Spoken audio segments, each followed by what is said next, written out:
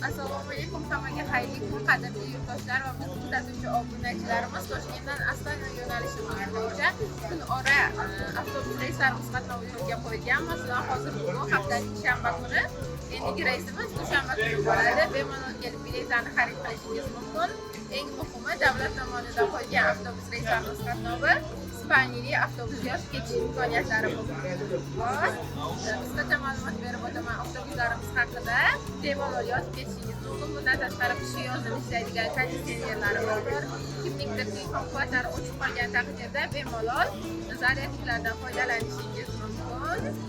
Agar sizga ham xuddi shunday davlat tomonidan qo'yilgan ishonchli bo'lgan avtobuslarimiz qatnovi kerak bo'lsa, bizning manzilimiz Toshkent shahar Sobir Rahimov avtovokzaliga kelasiz. Ikkinchi qavatdan ofisimizdan biletlarni xarid qilishingiz mumkin yoki ekranda qoldirilgan ishonchli telefon raqamlariga bog'lanib, masofadan turib joyingizda qo'yib qo'ying.